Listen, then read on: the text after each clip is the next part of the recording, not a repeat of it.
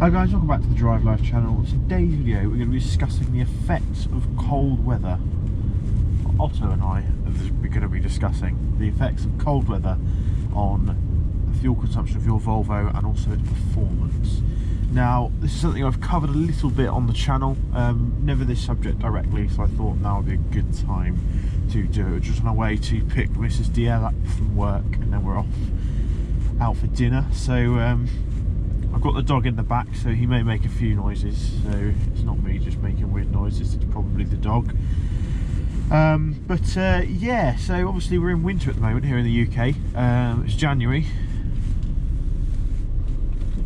and that person's driving in the middle of the road, and the weather is colder than normal. We've had a steady month probably of under 5 degrees. We've had a few sub-zero cold starts, but it's not been particularly harsh winter.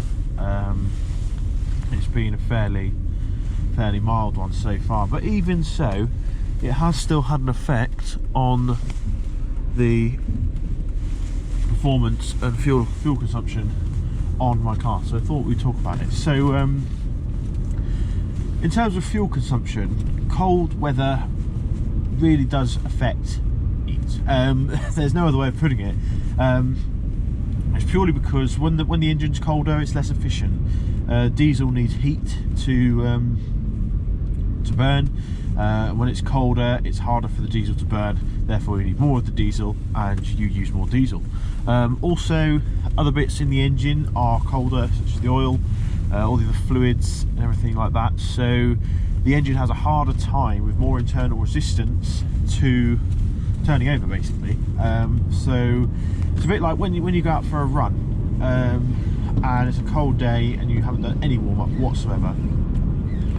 It's difficult to start off with. Until you warm up, everything feels tight. Your lungs don't feel particularly up for it, and the engine's no different. You sort of have to stretch the engine and limber it up and warm the fluids up. So how does that translate into real world fuel consumption? Well, my fuel consumption normally drops in the winter by about 10%. I'm pretty good at averaging a solid 42 miles per gallon in this car. This is a D5 twin turbo with the Polestar tune, automatic, and yeah, it generally drops from 42 to around 38, 37 miles per gallon. That's not through any changes of driving, it's simply because of the colder weathers. Now obviously these cold weathers don't have any effect once the car's up to operating temperature. It's just that initial start-up and warm-up period that is what's eating your fuel economy, basically. So what does that mean in terms of range? Well, my average distance per tank has dropped from around 650 miles to 580. It's not been a massive difference, to be honest, and that's only because I've really been filling it up sooner. Yeah, it's definitely a difference you'll notice. It's not that much more expensive to run the car, but it's, yeah, just more just a drop in your fuel economy that you'll notice, really. Conveniently, we've just had the snowflake come up and it's dropped to 2 degrees, which, like I said, in the UK that's quite cold, but elsewhere in the world it's really not that cold. Another reason for poor fuel economy is that the car has more electrical load on it. We're using our heaters, we're using our heated seats, heated everything, mirrors.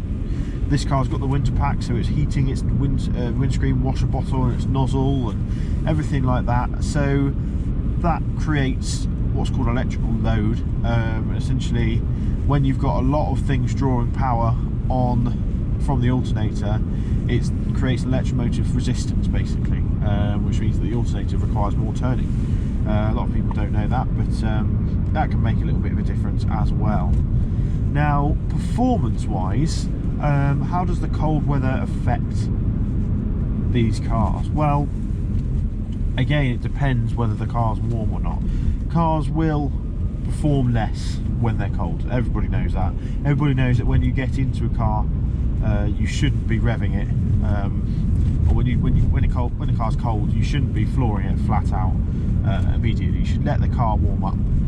What a lot of people don't know is how the other components depend on that as well. So for example, the gearbox, when it's cold, is far less efficient. It holds onto gears, it clunks into gear. It's very I'll make it sound really dramatic. It's not that bad, but you do notice it if you're really paying attention, and that's obviously because the fluid's colder. It doesn't run as easily. It's slightly thicker and gloopier, so the gearbox isn't as well lubricated. Same with the engine, like I said earlier. Where you notice it is tyres. Tyres, as they get colder, get harder, offering less grip. I've got the Michelin Cross Climate Pluses on here, and although they're designed for cold weather, you still feel that difference. It feels the ride feels harder because the tyres are giving less on the sidewalls. Now, another reason why your ride feels harder when in the cold weather, or the car might handle differently, is the fact that your springs are made out of metal. All the suspension components are made out of metal or rubber, and while these are really cold, they're obviously much stiffer, so you do feel a difference in the suspension. Once you start to flex the suspension and move it, it starts to create friction inside, which then warms it up, and then the ride softens up a bit. So that's an interesting thing I think a lot of people don't realise. I really learned that since working for a car manufacturer and speaking to the engineers. You really do notice that difference once you're looking for it. So next time it's freezing outside, just have a think about how the car's feeling. You might notice the power steering feels heavier as well. That's because the fluid's colder. It's just thicker fluid, so the power steering pump's having to work harder, which means that you're doing a bit more work. Yeah, so acceleration will be reduced, as will braking as well, because obviously brakes rely on having a decent amount of heat to be able to grip each other.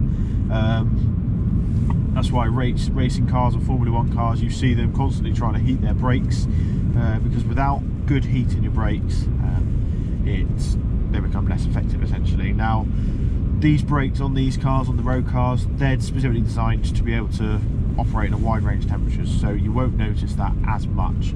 However, as your brakes start to warm up, you will get slightly better braking performance. Probably not the average consumer will realise, but if you were to take your car on the track from cold and try and brake heavily from high speeds with cold brakes, you would notice it if you then did it back to back with hot brakes. So something to consider there.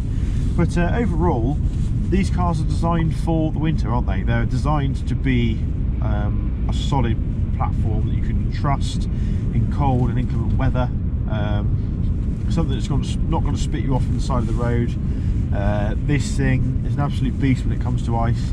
If you hit a bit of ice, you can just feel all the traction control systems and the stability systems working to keep you on the road, essentially. So yeah, that's a brief overview of how fuel consumption and performance is affected by cold weather. Like I said, acceleration drops because the engine's having to work harder. Same with the fuel economy. Yeah, thanks for watching. Don't forget to like, comment. Actually, I forgot one thing. Performance wise, tyres as well. As the tyres get colder, the air inside, the air pressure inside drops because the air gets denser. It essentially contracts. The air particles get closer together, meaning the pressure in the tyre is lower, causing more rolling resistance. So that's another reason you get worse fuel economy.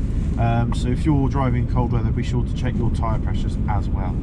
But yeah, thanks for watching. Don't forget to like, comment and subscribe. Let me know your thoughts. Let me know if you've noticed any of these changes during the recent cold weather that we've been having in the UK. Up north you've had a lot of snow, so let me know your thoughts on that. But yeah, thanks for watching. I'll see you in the next video.